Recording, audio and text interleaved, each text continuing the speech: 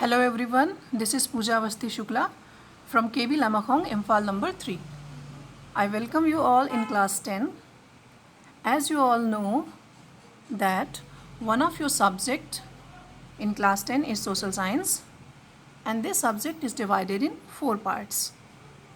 One is history, another is geography, political science and economics. Here I am going to take your history portion. Your history portion has 4 chapters in your CBSE syllabus. So, we will start with the chapter number 1. Chapter number 1 is the rise of nationalism in Europe. As the name of chapter seems, your course of history is about the world history for chapter number 1. Let's start the chapter. First of all, you should know what is nationalism. So, come, let us know. Nationalism, you can say in a different way. First, the feeling of affection and pride that people have for their country. Another word you can use is patriotism, or feeling of love and pride for your own nation state. Means whatever feeling of love or pride we have for our country, that is the nationalism. Another word came is nation state. Nation state is one in which citizens share a sense of common identity, commonness in history, culture, language and tradition, etc. Means if a large group of people have common identity, they have the same history, or they are similar in their culture, they are sharing the similar languages, similar tradition, we can call them in a combined way a nation state. Next topic is the first expression of nationalism in Europe. Means जो ये nationalism था वो Europe में कहाँ से शुरू हुआ? First expression of nationalism in Europe emerged from which country? अगर आप थोड़ा सा पीछे जाओ, means in class 9, all of you have read about the French Revolution. वहाँ पर भी आपको बताया गया होगा कि सबसे पहले जो फ्रेंच रिवॉल्यूशन था उसी ने इंस्पायर किया अदर कंट्रीज़ को to get their independence. So, in 1789, French Revolution happened. In this revolution, people demanded abolition of monarchy system and establishment of democracy. Now, what is monarchy system? Monarchy system means rule of a king where the king has the despotic powers. Means the king has no restriction on his powers. Nobody can interfere in his decisions. So in French Revolution, people were fed up of monarchy system and they wanted democracy. They enjoyed democracy for a short period of time until Napoleon Bonaparte emerged. We can say that from 1789, the people struggled for democracy, but democracy remained for a few times until the person Napoleon Bonaparte emerged. Napoleon Bonaparte emerged in 1799 and he destroyed democracy in France.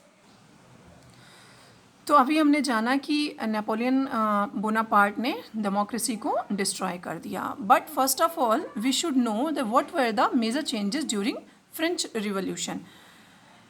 तो French revolution के बाद कौन से ऐसे changes आए जो कि लोगों ने फील किए? तो the first of all was the power was transferred from monarch to the common people.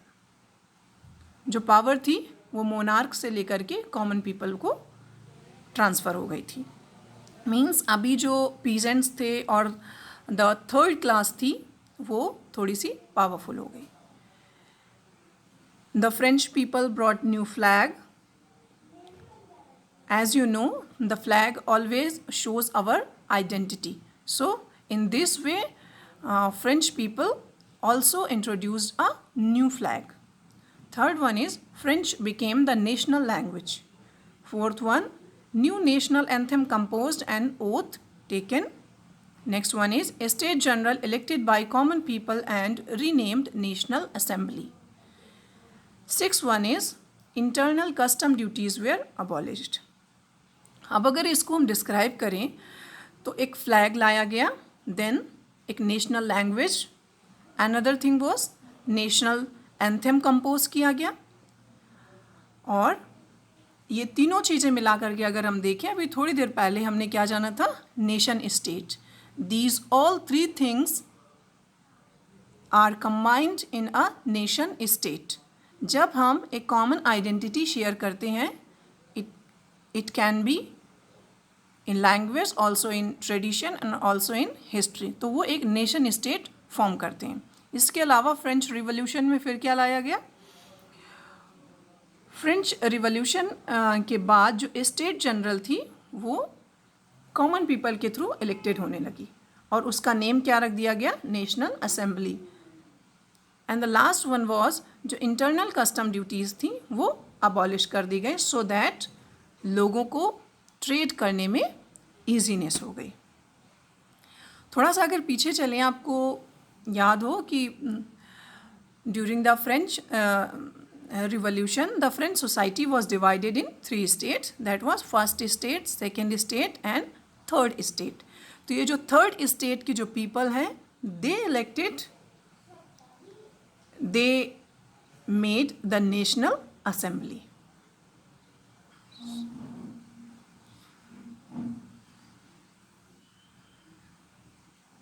Another last thing जो कि फ्रेंच रिवॉल्यूशन से लोगों को मिली वो थी कि nationalism idea taken abroad by French आर्मीज. Means wherever French armies gone, they take the idea of nationalism with them.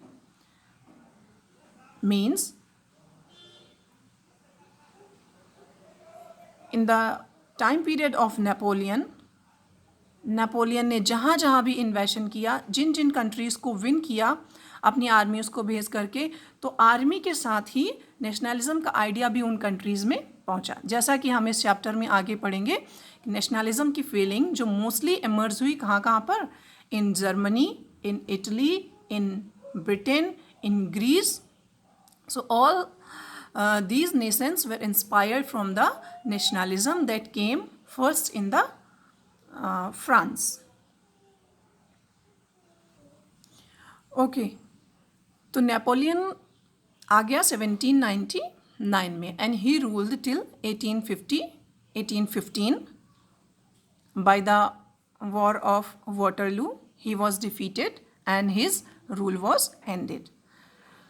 तो जब नेपोलियन बोनापार्ट फ्रांस में रूल कर रहा था, what he did, one major thing he did, that was civil code of Napoleon और civil code of 1804 which he brought.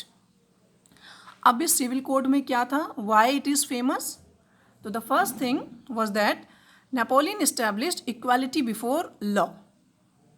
Equality before law means सभी जो people हैं they are equal before law, weather it belonged to the first state, it belonged to the second state or the third state. Second, he gave right to property. Now common people have also the right to property. They can own their property. Third one was feudal system was abolished. feudal system क्या था? उस time पर क्या होता था, mostly during times of Wars,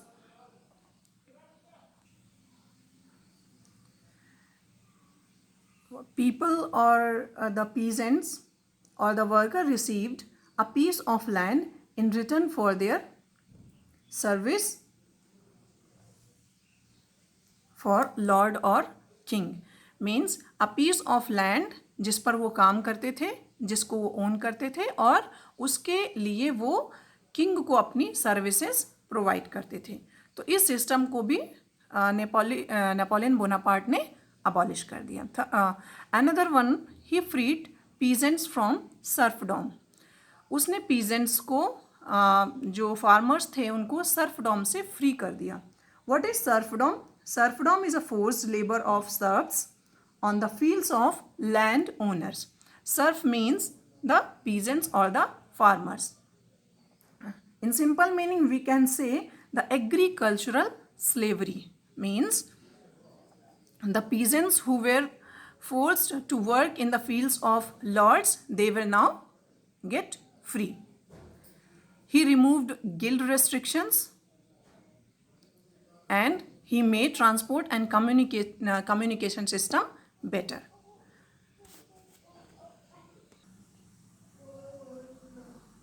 These all were the reforms of Napoleon Bonaparte, but his code or his rule also has some drawback. What was drawbacks? First one was he increased taxes, he imposed censorship, and he forced to join French army. Why?